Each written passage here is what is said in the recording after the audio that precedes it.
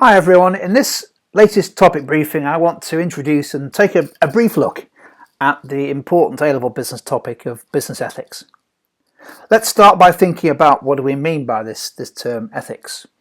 Ethics are essentially guidelines about what is good behaviour. They're all about people's morals, organisational morals, and therefore ethical behaviour is about the behaviour that is morally right. Now you might look at that statement there and say, well, who decides what's right and what's wrong? Surely that's an opinion, that's a subjective judgment. And of course, you're quite right. That's the point about ethics, that all of us as individuals have a different moral compass. We have a different view as to what is good, what is evil, what's right and what's wrong. And of course you can imagine it even within an organisation, within an industry, there are going to be variations in those perceptions. So business ethics, the important point to remember and perhaps to develop in your relevant lines of analysis, it's a highly subjective concept. Another important point to consider is that there is a significant difference between ethics and the law. That ethics is very clearly about what is right and what is wrong, and that's to a large extent or almost wholly subjective, whereas behaving lawfully is quite clearly about what is lawful within the law and what is unlawful outside of the law. Now the reason why that's an important distinction or comparison to make is that as you look at business examples, you'll often come across situations where the business appears to be acting lawfully, but you might argue, depending on your moral compass, that they are acting unethically. So take a couple of examples. The one on the left there, the issue of payday loans companies. These are financial services businesses that, now increasingly regulated, but some of them unregulated, providing short-term loans called payday loans because the people who take the loans out are waiting for the next time they get paid, but they have cash requirements to spend. Typically these loans are at very high effective rates of interest, in the thousands of percent. Now you might argue that is an unethical thing to do, but until recently it was almost entirely legal. The industry has since been regulated. What about the one on the right hand side there? Importantly, tax avoidance, ensuring that you don't pay taxes that you don't have to pay, is entirely legal. Tax law is very clear, it's very complex, but it's very clear. And multinationals like Google and Starbucks and Amazon and all sorts of others have over the last few months and years been criticised for their very complex tax planning arrangements that enable them to minimise the amount of tax that they pay. But the important point, tax avoidance is legal. You might argue, depending on your moral code, your moral compass, as to whether or not you believe that they are acting ethically in that situation. And of course the important thing to remember is that within any industry, within any firm, there will be a variety of different approaches to morals. Noel Coward often or famously said, I guess referring to the possible lack of morals within certain industries, the higher the buildings, the lower the morals, and I suspect there's something in that.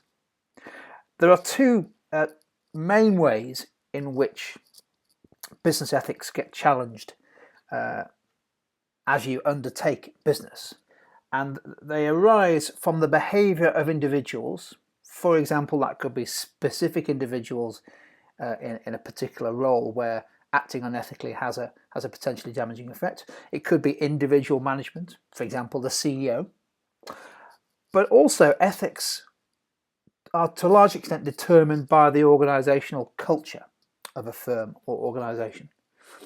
And one quite nice bit of theory here, which you could perhaps build into your lines of analysis, is that there is a sort of spectrum of approaches to ethics within an organisation.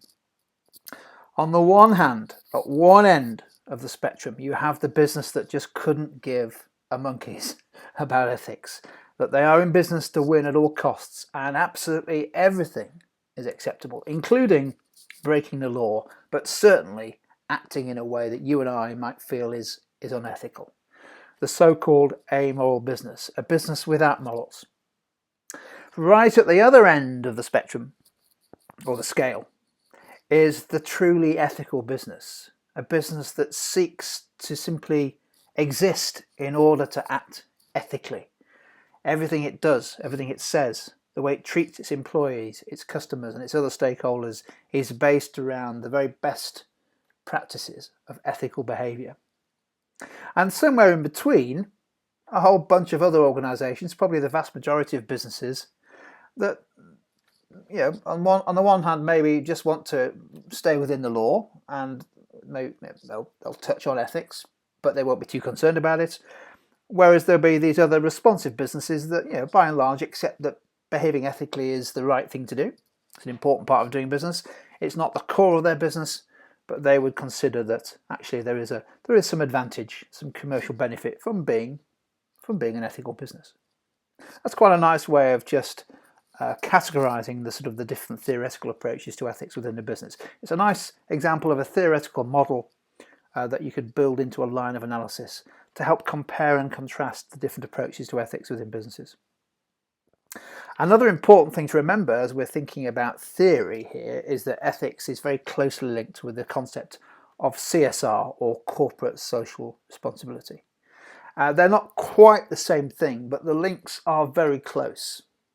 So by and large, a firm that considers itself to be socially responsible, in other words, taking into account the needs of its wider stakeholder group, not just shareholders, by and large, that firm would also want to consider itself as being an ethical business, because the assumption is that most stakeholders would expect the firm to behave ethically.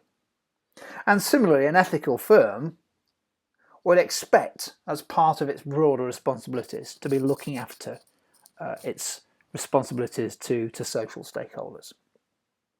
But there is a distinction. The two are very close together, but there is a distinction. CSR, social responsibility, is all about stakeholder responsibility. Ethics, as we said right at the start of this short briefing, is all about moral behaviour. But we have to accept, and it's right to accept, that the two are very closely linked. And as a result, you often find, increasingly, for businesses and organisations that want to make public statements about their ethical position, about their approach to CSR, and indeed to try and state how those should be addressed within the organisational culture, you'll often see ethical codes of practice, both within an organisation and publicly communicated to outside stakeholders. So look out for some examples of those as you start to look into CSR. Look out for the examples of ethical practice as part of CSR. Now, we're not going to go into lots and lots of detail about ethics, but I think it is worth just highlighting some common areas where ethics are challenged or tested in business. I've listed 4 or 5 of them there on the screen, and we'll just have a look at a couple of examples. These aren't the only areas where ethics are tested, because as we've said previously, ethics, the moral behaviour of individuals within an organisation, is done both at the individual level as well as at the organisational level. And therefore it can affect all parts of the operation of an organisation. But let's take a look at a couple of these just to illustrate the point as to where ethics typically get challenged and raised. For example, what's your view on this? Cold calling. You're at home at night on your mobile, and it rings and it says no caller ID, and you answer it, and it's one of those double glazing firms, or perhaps more likely that you find out that you've neglected to submit yet another claim for payment protection insurance. You've been cold called, someone's got your number, they're looking for you to sign up, start to generate some revenue for the business making the call. Do you consider that to be ethical marketing behaviour? Now, by and large, most consumers would find those kind of calls pretty unwelcome. Even if they're registered with the telephone preference service, they still seem to come through. But what about the sales director who needs to get 1,000 calls completed and 10 customers signed up each day? Would he or she consider those calls to be unethical? It's a judgment call, isn't it? What about the whole issue of ethics and the increasingly integrated nature of the supply chain, the way in which a business communicates and contracts and manages its suppliers? We've seen lots of examples, haven't we, over recent years of where supplier situations, factory conditions, sweatshops, disasters at factories overseas, issues around health and safety and the environment have come to the fore. And you might argue that actually the company that has been using those suppliers has been less than ethical in terms of the way it has organised its relationship with those suppliers. Perhaps it's been found out by not paying any kind of normal minimum wage or not complying with local health and safety legislation. So the complexity of supply chains often brings up all kinds of ethical issues.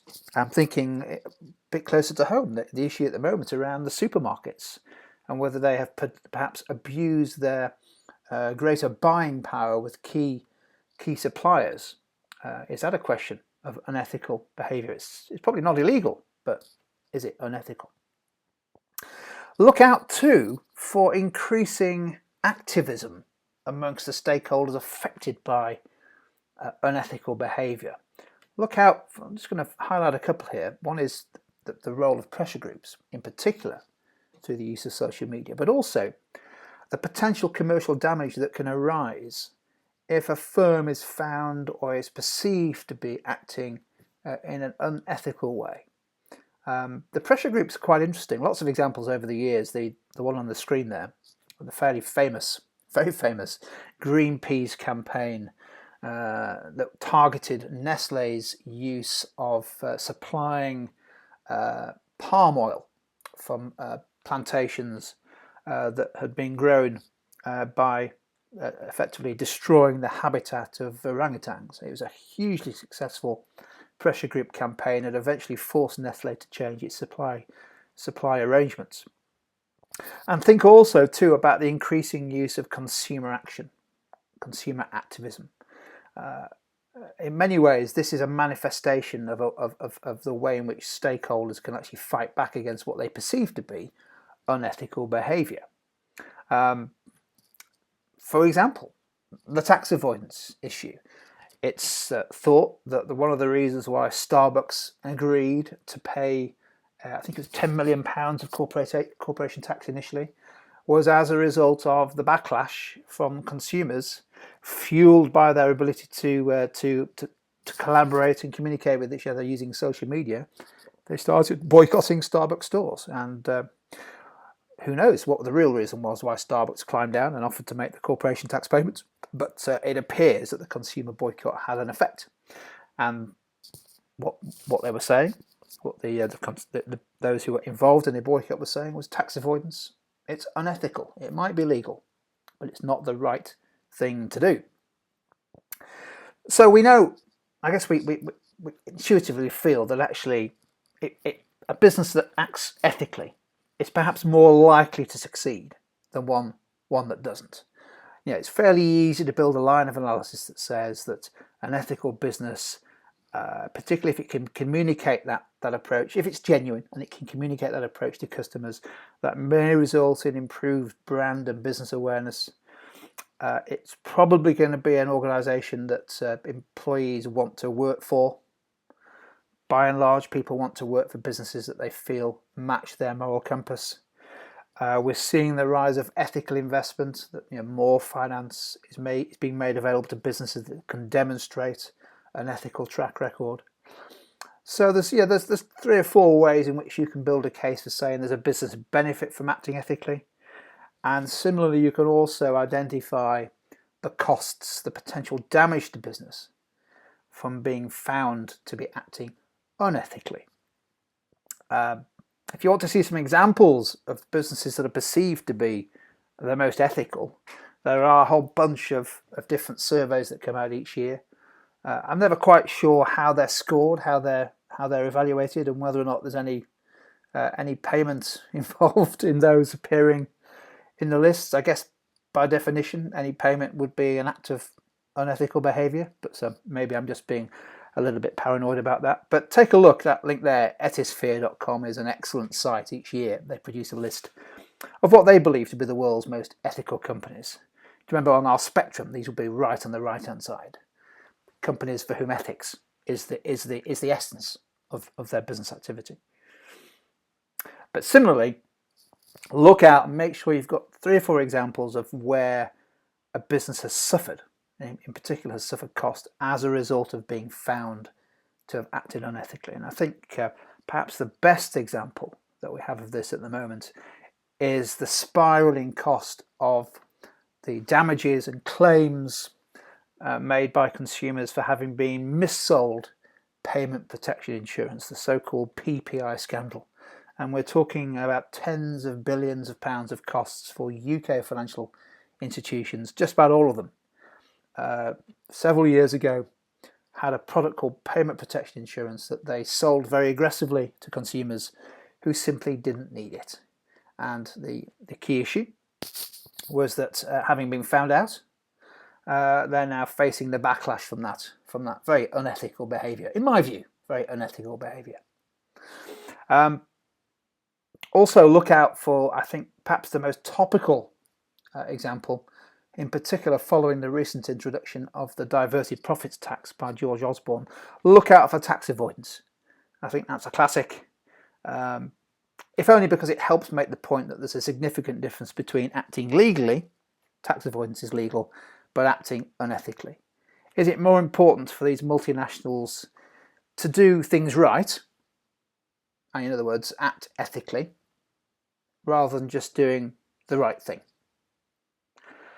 Now, there are a whole bunch of different ways in which ethics could be examined, and in particular, if you're taking an essay question on this, you could get a specific question on ethics.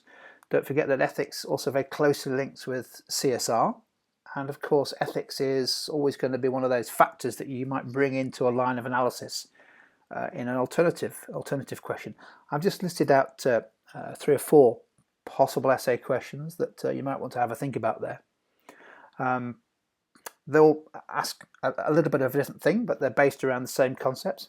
Quite like the bottom one, which almost invites you to consider that spectrum of approach, and whether there is an implied conflict between acting ethically and acting in a way that maximises profit. The ethical business would say no, actually the two are entirely consistent.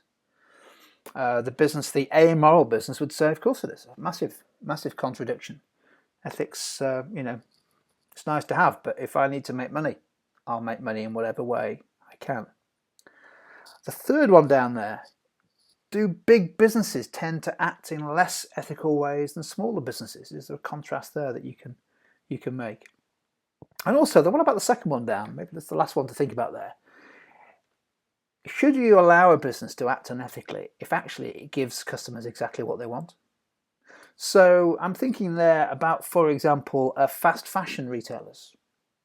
Fast fashion retailers give us exactly what we want. The clothes we want, the styles we want, at the price we demand, which is typically very low.